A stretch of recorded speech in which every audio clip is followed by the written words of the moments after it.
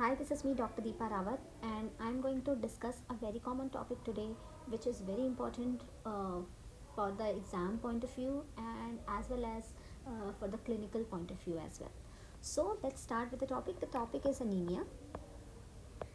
I'm going to classify anemia in a very simple terminology and a very simple, you can say in simple words, so that you can write a 20-mark question with with the help of a table kind of thing, and I'll distribute the types of anemias in different tables. I'll make the charts so that you can easily understand that, as well as you can easily write it in your examination so that you can get a good marks. Because आप लिखते बहुत सारा हो, बहुत सारा content लिख देते हो, लेकिन एग्जामिनर को इतना टाइम नहीं होता है समझने का, तो बहुत कम टाइम में अगर एग्जामिनर आपके नॉलेज को जानना चाहे तो this is the very right and perfect way to you know to let the examiner know that yes, you know the topic, you know about things, you know the question, and you are going to write it very perfectly.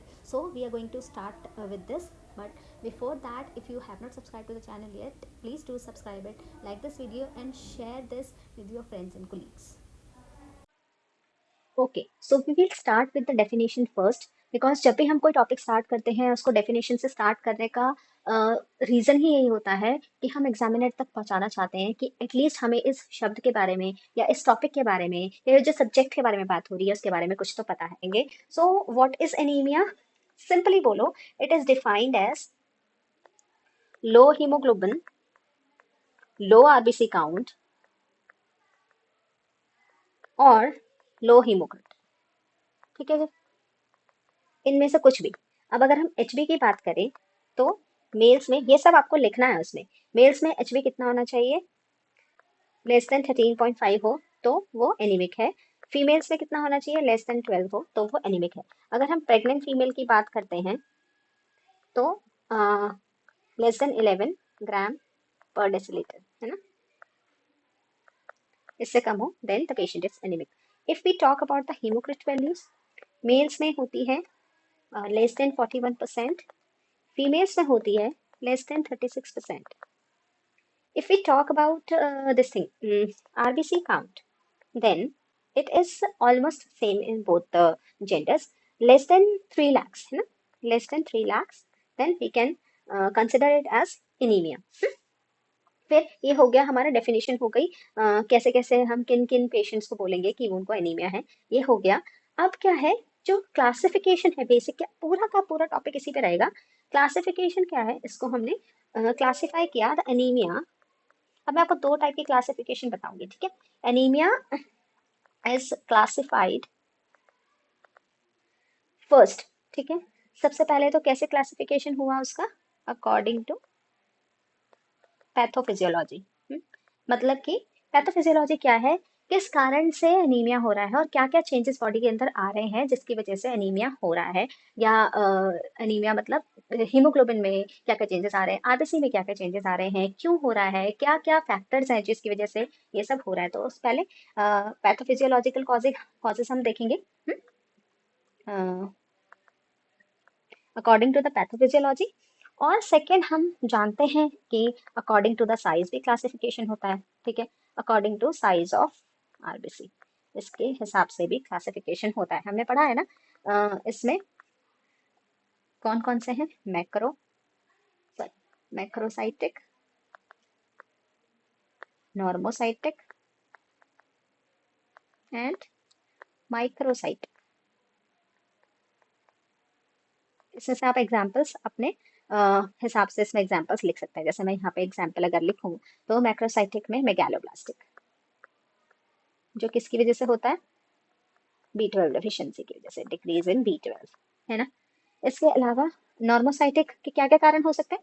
Normocytic मतलब आपका जो RBC है उसका size एकदम ठीक ठाक है, तो वो साइज ठीक ठाक है तो ना उसके जो सिंथेसिस हुई है उसमें कोई गड़बड़ है, ना ही उसके प्रोडक्शन में कोई प्रॉब्लम हो रही है, ना उसकी मैचुरेशन में कोई प्रॉब्लम हो रही है, यानी कि सिंपल जो है हमारे आरबीसी टूट रहे हैं, उसकी वजह से एनीमिया हो रहा है, तो यहाँ पे हीमोलिटिक। माइक्रोसाइटिक में हम जानते ही हैं, बहुत कॉमन है, आयरन डेफिशिएंसी एनीमिया। बहुत बेसिक बेसिक मैं आपको बताऊंगी, इसके पूरे तरह से आप इसको सेंटेंस में भी लिख सकते हैं ताकि आपके पेजेस ज्यादा भर जाएं। थोड़ा एक्सप्लेनेशन करना है तो वो आप कर सकते हो, ऐसा हो सकता है, ठीक है? यहाँ पे ये हो गया। अब मेन यहाँ पे जो क्लासिफिकेशन है वो जो अकॉर्डिंग टू द पैथोफिजियोलॉजी है उसमें हम देखेंगे। अब इसमें दो टाइप से फिर से क्लासिफाई किया हुआ है, ठीक है। इसको दो टाइप से क्लासिफाई किया हुआ है, एक है रेटिकुलोसाइटोसिस, रेटिकुलोसाइटोसिस, एक रेटिकुलोपीनिया। अब साइटोसिस और पीनिया में डिफरेंस क्या है? रेटिकुलोसाइटोसिस में आरबीसीज की प्रोडक्शन बढ़ जाती है। जो हमारे बोलते हैं कि बोन मैरो से जो प्रोडक्शन है ना आरबीसी की, जो रेटिकुलोसाइट्स होते हैं, मतलब आरबीसी भी नहीं है, उससे पहले के जो सेल्स होते हैं ना, पहले वाले जो सेल्स, वो उनकी प्रोडक्शन बढ़ गई है। रेटिकुलोपीनिया मतलब कि प्रोडक्शन कम हो रही है, वो किसी भी वजह से प्रोडक्शन कम हो सकती है, ठीक है। अब साइटोसिस या तो ये एब्सोल्यूट हो सकता है, ठीक है, कि अपने आप से ही बढ़ रहा है, या फिर ये रिलेटिव हो सकता है कि किसी और चीज की वजह से बढ़ रहा है। इधर इट कुड बी एब्सोल्यूट और इट कुड बी रिलेटिव। तो सिंपल सिंपल मैं दोनों के जो क्लासिफिकेशंस हैं वो बताती हूँ। तो ये हमने बेसिक पढ़ लिया, ठीक है, ये सेकंड पेज हमारा बन गया। अब मैं बताऊंगी आपको कि on the basis of pathophysiology, pathophysiology हमारे एनीमियाज कैसे कैसे क्लासिफाइड है, ठीक है। तो इसमें मैं आपको दो तीन चीजें बताती हूँ। इसमें भी हमारा हम इसी तरीके से बनाएंगे, आपको जैसा करना हो आप वैसा कर लेना, जिस तरीके से भी आपको सही लगता है आप वैसे करना। मैं आपको समझाने के पर्पज से ही बता रही हूँ कि कैसा लिखना है। इसको आप अपने तरीके से फिर जो है मॉडिफाई कर सकते हो। तो ओके, तो इसमें अब इसलिए भी दो तरह से जो है क्लासिफाई किया गया है, जो मैंने अभी बताया कि या तो रेटिकुलोसाइटोसिस होता है, हो सकता है, या रेटिकुलोपीनिया हो सकता है। अब रेटिकुलोसाइटोसिस के बारे में पहले हम सॉरी पीनिया के बारे में पहले हम बात कर लेते हैं, है ना, कि रेटिकुलोपीनिया मतलब रेटिकुलोसाइट्स बन ही रहे हैं, नहीं रहे हैं, या फिर कम बन रहे हैं। अब इसमें आप इस तरह से भी इसको देख सकते हो कि जो हमारे आरबीसीज का प्रोडक्शन है ना, प्रोडक्शन वो हो रहा है कम, ठीक है, और इसकी वजह से रेटिकुलोपीनिया हो रहा है, ठीक है ना। ये तो सिंपल हो गया हमारा। ये रिलेटिव भी हो सकता है, या एब्सोल्यूट भी हो सकता है। किसी और रीजन की वजह से भी रेटिकुलोपीनिया हो रहा हो, या फिर आरबीसी की प्रोडक्शन कम हो रही है उसकी वजह से हमें रेटिकुलोपीनिया दिख रहा है, ये भी हो सकता है, ठीक है। RBC is a different thing, reticulocytosis reticulocytes are the different things. Reticulocytes जो होते हैं वो इमेच्योर सेल्स होते हैं, जो अभी अभी जो हमारे बोन मैरो उसमें से निकले हैं, फिर उसमें डिविजन्स होती हैं, उसमें से आरबीसीज बनते हैं, डब्ल्यूबीसीज बनते हैं, प्लेटलेट्स बनते हैं, that is a different thing. तो इसमें क्या क्या कारण हो सकते हैं कि हमारा आरबीसी के प्रोडक्शन कम क्यों हो रहा है, क्या क्या कारण हो सकता है। अब हम इसमें कारण देखते हैं। तो इसमें पहला जो कारण हो सकता है वो एच बी सॉरी हमारा एच बी सिंथेसिस जो है उसमें कोई प्रॉब्लम है, एच बी सिंथेसिस में प्रॉब्लम है। तो आयरन डेफिशिएंसी एनीमिया बहुत ज़्यादा कॉमन है। थैलेसीमिया इसमें बनता ही नहीं है ना, हमें पता है थैलेसीमिया माइनर मेजर दो टाइप का होता है, जिसको हम अल्फा बीटा के नाम से भी जानते हैं। तो डिपेंड करता है कि अल्फा चेन्स कितने कम है, बीटा चेन्स कितने कम है, तो उसके हिसाब से हमारा प्रोडक्शन जो एच बी की सिंथेसिस यानी हीमोग्लोबिन की सिंथेसिस बहुत कम हो जाती है, उसमें कुछ ना कुछ प्रॉब्लम है। अब आयरन डेफिशिएंसी एनीमिया में क्या होता है कि आयरन हमें चाहिए ताकि हमारा हीमोग्लोबिन बने, पर अगर हमारा आयरन नहीं है तो फिर हीमोग्लोबिन सिंथेसिस कम हो जाएगा, तो उसकी वजह से आयरन का फिर एनीमिया हो सकता है। और उसमें से क्योंकि एक आयरन चाहिए हमें एचबी की सिंथेसिस के लिए भी और आरबीसी बनने के लिए भी, अ, हमें जो है वो जरूरत होती है ना आयरन की। तो अगर यही नहीं हो पा रहा है तो फिर हमारे आरबीसी भी नहीं बन पाएंगे। या तो ये कारण हो गया, या फिर डीएनए सिंथेसिस में ही कोई प्रॉब्लम है, ठीक है, या फिर डीएनए सिंथेसिस के लीजन्स है कोई, वो क्या क्या कारण हो सकते हैं। मेगालोब्लास्टिक एनीमिया हो सकता है, ठीक है। मेगालोब्लास्टिक एनीमिया क्यों? क्योंकि जब विटामिन बी 12 की डेफिशिएंसी होती है, वो सारे डीएनए के सिंथेसिस में बहुत इंपॉर्टेंट रोल प्ले करता है। फॉलिक एसिड होता है वो बहुत इंपॉर्टेंट रोल प्ले करता है, ठीक है। तभी जैसे प्रेगनेंसी होती है तो ताकि डीएनए सिंथेसिस अच्छे से हो, ऑर्गन फॉर्मेशन अच्छे से हो, इसलिए हम जो मदर होती है उसको फॉलिक एसिड देते हैं, ठीक है। ये कारण हो सकते हैं। या फिर एक कारण हो सकता है कि हमारे जो हीमोपोइटिक स्टेम सेल्स हैं, जो सेल्स हैं जिनसे हमारे आरबीसीज बनने हैं, वही सही नहीं है, ठीक है, उनमें कोई प्रॉब्लम है। तो वो किस किस में हो सकता है? वो हो सकता है हमारा ए प्लास्टिक एनीमिया में, कि हमारा आरबी वो बोन मैरो का जो हीमोपोइटिक स्टेम सेल्स हैं, जो वही अच्छे नहीं है, वही सही नहीं है, तो वहां से बिल्कुल ए प्लास्टिक एनीमिया मतलब बिल्कुल ही आरबीसी बनेंगे ही नहीं। तीसरा क्या कारण हो सकता है कि बोन मैरो में हो सकता है कुछ इन्फिल्ट्रेशन हो गई हो, बोन मैरो की प्रॉब्लम हो सकती है, बोन मैरो इन्फिल्ट्रेशन। तो ये कार्सिनोमा की वजह से हो सकता है बोन मैरो फाइब्रोस्ट हो गई है, फाइब्रोसिस हो सकता है, उसमें लिम्फोमा हो गया, ये कारण हो सकता है। ठीक है, तो ये हमारे कुछ कारण हैं जो हमें आरबीसी के प्रोडक्शन को कम करते हैं। ठीक है, लेकिन अब हम ये जानना चाह रहे हैं दूसरा क्या कारण हो सकता है, रेटिक्यूलोसाइटोसिस। रेटिक्यूलोसाइटोसिस, उसमें क्या हो सकता है कि रेटिकुलोसाइटोसिस एक कॉम्पनसेटरी मैकेनिज्म है। ठीक है, क्योंकि आरबीसी जो है ना हमारे, वो डिस्ट्रक्शन हो रही है आरबीसी की, आरबीसी हमारे टूट रहे हैं। जब आरबीसी टूट रहे हैं तो बॉडी क्या डिमांड करेगी, बैलेंस बना के रखना है ना, तो वापस जो है वो स्टेम सेल्स या बोन मैरो को सिग्नल जाएगा कि भैया जल्दी जल्दी बनाओ, हमारे आरबीसी हमारे पास खत्म हो रहे हैं। तो वहां पर फिर रेटिकुलोसाइटोसिस होने लग जाता है, यानी कि जितना नॉर्मल प्रोडक्शन है उसके नॉर्मल प्रोडक्शन से ज्यादा प्रोड्यूस हो रहे हैं आपके आरबीसी। तो इसके क्या क्या कारण हो सकते हैं, आरबीसी डिस्ट्रक्शन होने के कारण क्या क्या हो सकते हैं। तो क्या कारण हो सकते हैं, सबसे पहले तो हो सकता है कि ब्लड लॉस हो रहा हो, कोई एक्यूट ब्लड लॉस हो। ठीक है, अब ब्लड लॉस है तो आरबीसी तो जा रहे हैं ना, ब्लड तो अकेला लॉस नहीं होगा, अपने साथ साथ जो सेल्स है उसको भी तो लेके जाएगा। ठीक है, हाइपर स्प्लीनिज्म, यानी कि हमारा जो स्प्लीन है जहाँ पे आरबीसी जाके टूटते हैं वो बहुत ज्यादा एक्टिव हो गया है, वो एक्टिवेट ज्यादा हो गया है, जिसकी वजह से जो है वो वहां पर जल्दी जल्दी हमारे 120 डेज से पहले ही हमारे आरबीसी टूट जा रहे हैं। तो अब जल्दी हो रहा है तो वहां पे रेटिकुलोसाइटोसिस होगा कॉम्पनसेटरी मैकेनिज्म की तरह। ठीक है, या फिर कुछ इन्फेक्शन हो सकते हैं। अब इन्फेक्शन कौन कौन से हो सकते हैं, बहुत कॉमन इन्फेक्शन है मलेरिया, इसमें भी हमारे आरबीसी टूटते हैं, हिमोलिसिस होता है। ठीक है, अच्छा, अगर अब मैं बात करूं कि हिमोलिसिस, हिमोलिसिस भी एक कॉज है। ठीक है, हिमोलिसिस भी एक कॉज है, लेकिन हिमोलिसिस के कारण क्या क्या हो सकते हैं, है ना, आरबीसी डिस्ट्रक्शन हो रहा है तो दैट इज हिमोलिसिस ओनली। तो या तो ये आरबीसी के इंट्रिंसिक फैक्टर की वजह से हो रहा है, कि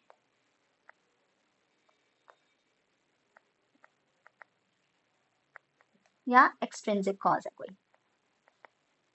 या तो कोई इंट्रिंसिक अंदर का कोई कॉज है या फिर एक्सट्रिंसिक बाहर से कोई कॉज है। इंट्रिंसिक कॉजेस कौन कौन से हो सकते हैं, सबसे पहले हमारा जो मेम्ब्रेन है, जो आरबीसी की मेम्ब्रेन है उसमें कुछ लीजन्स हो सकते हैं। और उसमें क्या क्या होता है, या तो स्पीरोसाइटोसिस, हमारा जो नॉर्मल आरबीसी होता है वो डंबल शेप का होता है। ठीक है, लेकिन हमारा जो मेम्ब्रेन लीजन की वजह से स्फेयर शेप के आरबीसी बन जाते हैं, तो ऑब्वियसली जाके टूटने ही वाले हैं। या फिर एलिप्टोसाइटोसिस, नेक्स्ट है हमारा एचबी लीजन्स हो सकते हैं कोई। ठीक है, इसमें सबसे कॉमन है सिकल सेल एनीमिया, मतलब आपके जो आरबीसीज हैं वो हीमोग्लोबिन ऐसे बनता है कि जो आरबीसीज होते हैं ना वो सिकल सेल के बन जाते हैं ऐसे करके, तो वो भी तो टूटने ही वाले हैं। ठीक है, उसके अलावा कारण हो सकता है G6PD and pyruvate kinase deficiency.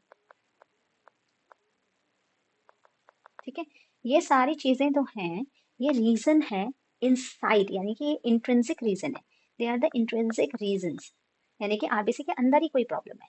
अब दूसरा आता है एक्सट्रिंसिक रीजन, कि आरबीसी ठीक है पर बाहर ही कोई ऐसे फैक्टर्स हैं जिसकी वजह से टूट रहा है।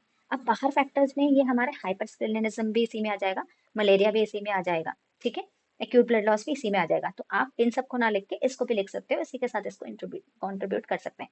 इसमें क्या क्या कारण हो सकते हैं, चलो इसमें भी देख लेते हैं।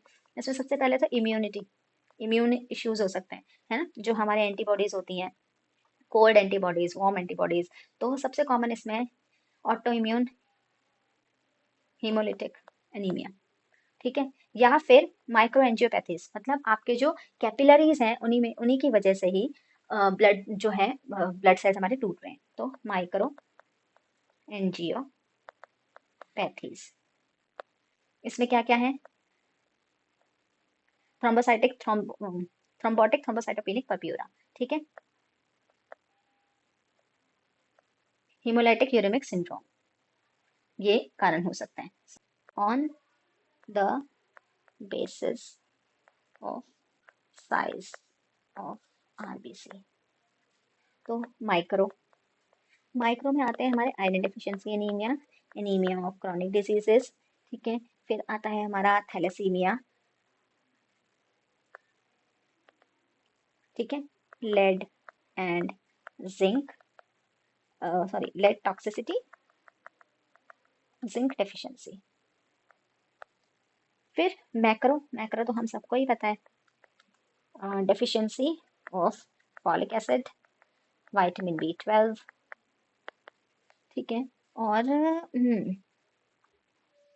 यस, इसके अलावा और कोई नहीं है, जो हमें ज़्यादा पता है वही यही है।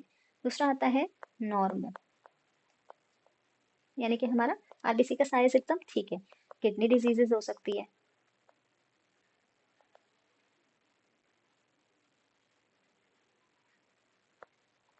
या इसमें हमारे जो हीमोलिसिस वाले आ जाते हैं, हीमोलिसिस, उसमें भी ऐसा हो सकता है, या फिर बहुत ज़्यादा ब्लड लॉस हुआ हो तो भी हमारा तो आरबीसी तो ठीक ही रहने वाला है ना, ठीक है।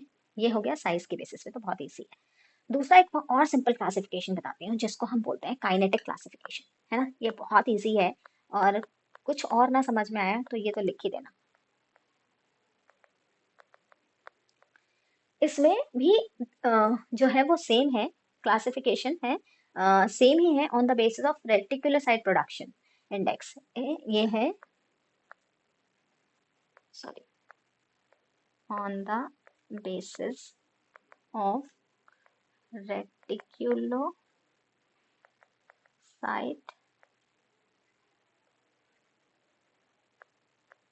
प्रोडक्शन इंडेक्स, ठीक है। सिर्फ इतना इसमें, मतलब कि कितने रेटिकुलोसाइट्स प्रोड्यूस हो रहे हैं, हमारे जो बोन मैरो है या जो स्टेम सेल्स हैं वो हाइपो प्रोलिफरेटिव हैं, कम प्रोड्यूस कर रहे हैं, या हाइपर प्रोलिफरेटिव है, ज्यादा प्रोड्यूस कर रहे हैं। सिंपल ये है। तो हमारे जो बोन मैरो है वो हाइपो है, प्रोलिफरेटिव, या हाइपर है, हाइपर प्रोलिफरेटिव। अब हाइपर प्रोलिफरेटिव कब होगा, ये तो हमने लास्ट वाले क्लासिफिकेशन में भी देखा है। कब होगा, जब हमें हीमोलिसिस होगा, हीमोलिटिक एनीमिया होते हैं जब,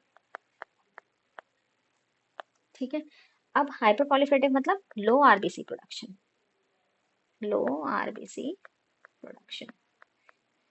इसमें हम बोल सकते हैं कि आरबीसी, इंक्रीज आरबीसी डिस्ट्रक्शन, तो ये कारण हो सकता है ना अनीमिया होने के। तो सिंपल, अगर आप देखो अनीमिया के दो कारण हो सकते हैं, या तो आरबीसी बिल्कुल बन ही नहीं रहे, कम बन रहे, या फिर बन तो रहे हैं सही से लेकिन डिस्ट्रक्शन बहुत ज्यादा हो रहा है। इसको इस तरह से भी समझा जा सकता है कि हो सकता है आप के जो पैसे की कमी आ रही है आपके पास, तो क्यों आ रही है, या तो पैसा बहुत ज्यादा आप खर्च कर रहे हो इस कारण से आ रही है, या फिर आप कमा ही कम रहे हो इस कारण से आ रही है, ठीक है। तो इसमें भी इसी तरीके से है। इसमें मैं हाइपर प्रोलिफरेटिव यानी लो प्रोडक्शन में क्या देखूंगी, तो सबसे पहले मैं यहाँ पे देखूंगी न्यूट्रिशनल, न्यूट्रिशनल डेफिशिएंसी, ठीक है। इसमें हमें पता है आयरन, विटामिन B12, फॉलेट, है ना, इसकी डेफिशिएंसी की वजह से हो सकता है। दूसरा कारण होता है हमारा मैरो डिसफंक्शन, बोन मैरो ही डिसफंक्शन है, सिंपल है, इसमें कुछ नहीं करना है। बोन मैरो डिसफंक्शन है, उसके क्या क्या कारण हो सकते हैं, ठीक है। बोन मैरो डिसफंक्शन है तो ए प्लास्टिक एनीमिया हो सकता है, ओके, ये रीजन हो सकता है।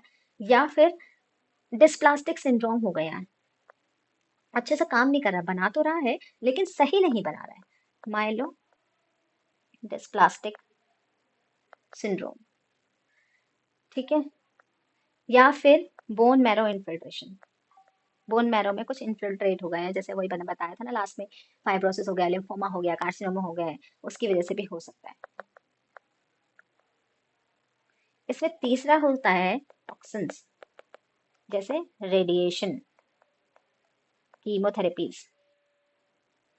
फोर्थ हो सकता है क्रॉनिक डिजीजेस, बहुत सिंपल है ये, क्रॉनिक डिजीज भी एक कारण हो सकता है, जैसे सीकेडी, क्रॉनिक किडनी डिजीज। इसमें क्या होगा, लो होगा एरिथ्रोपोइटिन,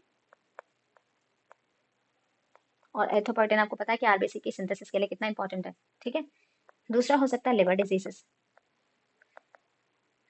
इसमें क्या होता है लिवर डिजीज में, कि आयरन का जो मेटाबॉलिज्म होता है ना वो इफेक्ट होने लग जाता है, ठीक है। और जो एरिथ्रोपोइटिन जो होता है ना वो अच्छे से काम नहीं कर पाता, प्रोड्यूस तो सही हो रहा है पर काम अच्छे से नहीं कर पाता है। तो ये चार रीजन हुए, ठीक है। अब दूसरी तरफ हमने क्या देखा, कि हमारा हिमोलिटिक एनीमिया, हमारे आरबीसी भी तो डिस्ट्रक्शन हो रहे हैं, इसमें तो वही आएगा, इंट्रिंसिक फैक्टर की वजह से या एक्सट्रिंसिक फैक्टर की वजह से, ठीक है। इसमें हम सिर्फ ये देखते हैं, वो सारी चीजें इसमें सेम ही है। एक सेकेंड ना,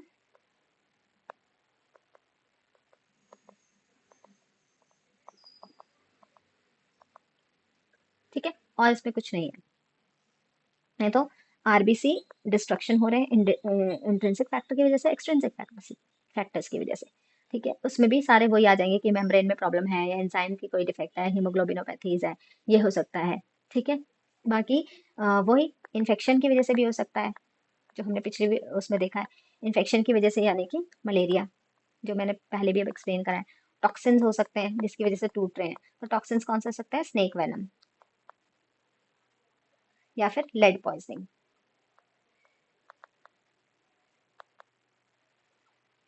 अब हो सकता है कि हमारा जो है वो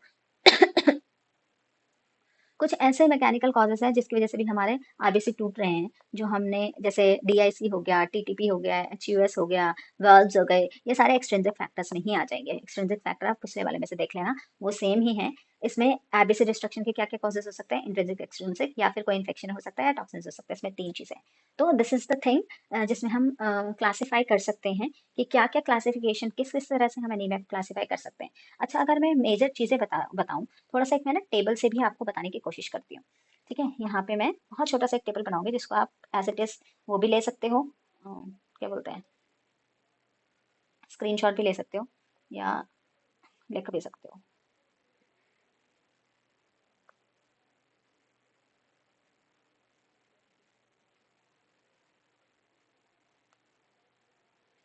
ठीक है,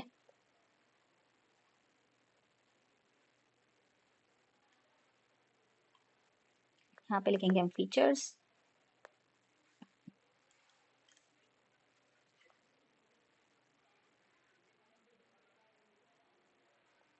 less RBC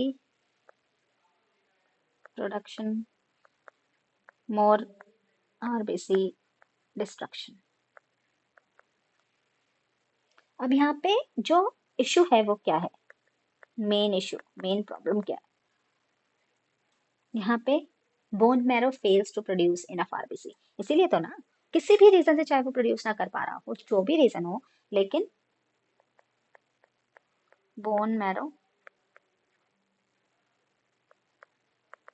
fails to produce, चाहे आयरन की डेफिशिएंसी हो, चाहे थैलेसीमिया हो, चाहे बी12 की डेफिशिएंसी हो, तो प्रोड्यूस तो नहीं कर पा रहा है ना हीमोग्लोब आरबीसी।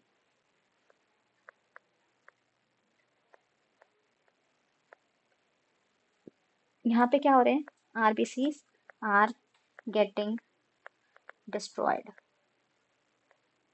ठीक है, यही हो रहा है। अच्छा, अब इंपॉर्टेंट है यहाँ पे रेटिकुलोसाइट काउंट, रेटिकुलोसाइट काउंट, इसमें लो, इसमें हाई, इसमें नॉर्मल भी हो सकता है। क्यों हाई है, कॉम्पनसेशन, कम हो रहे हैं ना अभी से, तो ज्यादा तो प्रोड्यूस करवाने पड़ेंगे, फैक्ट्री में बोलना पड़ेगा भाई जल्दी जल्दी करो। कॉजेस क्या क्या हो सकते हैं, nutritional, bone marrow failure, chronic diseases. Writing बहुत गंदी आ रही है इसमें, लेकिन आप समझ लेना। इसमें क्या क्या कॉजेस हो सकते हैं, जेनेटिक फैक्टर्स हो सकते हैं, जेनेटिक आरबीसी डिफेक्ट हो सकते हैं।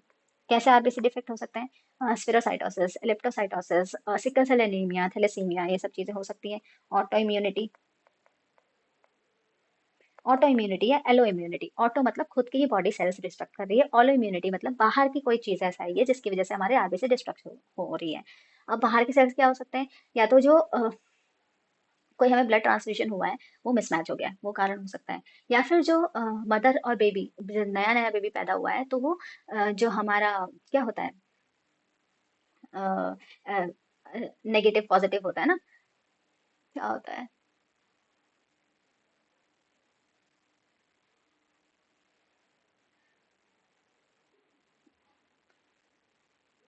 अब एलो इम्यूनिटी में क्या होता है कि या तो ब्लड ट्रांसफ्यूजन की वजह से मिसमैच हुआ और उसकी वजह से हमारे ब्लड जो आरबीसी हैं वो टूट रहे हैं, वो एलो इम्यूनिटी आ गया।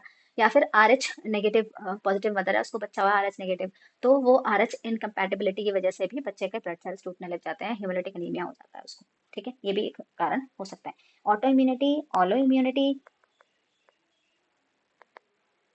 टॉक्सिन्स, इन्फेक्शंस, ये सारे कारण हो सकते हैं। अब क्लिनिकल साइंस इंपॉर्टेंट है। साइंस क्या क्या होंगे, फैटीग, पैलर, इसमें एक चीज है, पैलर के साथ जॉन्डिस भी होता है, सॉरी, पैलर के साथ जॉन्डिस भी होता है। जॉन्डिस क्यों होता है? क्योंकि जब हमारे आरबीसीज टूटते हैं तो उसमें दो चीजें निकलती है, एक तरफ हीम निकलता है, एक तरफ बिलीवर्डिन निकलता है जो बिलीरुबिन में कन्वर्ट होता है। ठीक है, तो इसीलिए जॉन्डिस भी इसमें आता है। इसमें स्प्लीनोमेगाली भी होती है, क्योंकि आरबीसी टूट रहे हैं तो स्प्लीन को बहुत सारा काम करना पड़ता है, इसलिए उसका साइज बढ़ जाता है, ये हो सकता है। लैब फाइंडिंग क्या क्या होगी? इसमें होगा लो एचबी, लो रेटिकुलोसाइट्स, इसमें हो गए इंक्रीज्ड रेटिकुलोसाइट्स। जब आरबीसी टूटेंगे तो एलडीएच रिलीज होता है, तो इंक्रीज एलडीएच, इंक्रीज बिलीरुबिन, दोनों, डायरेक्ट इनडायरेक्ट, टोटल सब इंक्रीज होगा। ठीक है, तो एक छोटा सा चार्ट है जिसकी वजह से, जिसको यूज करके भी आप एक अच्छा आंसर राइट कर सकते हो। इसी चार्ट को और मॉडिफाई आप कर सकते हो जो मैंने ऊपर इन्फॉर्मेशन दी उसको यूज करके। सो आई थिंक वीडियो बहुत लंबा हो गया, this is it for today. हम अगली वीडियो में किसी होम्योपैथिक टॉपिक के बारे में बात करेंगे। Thank you so much.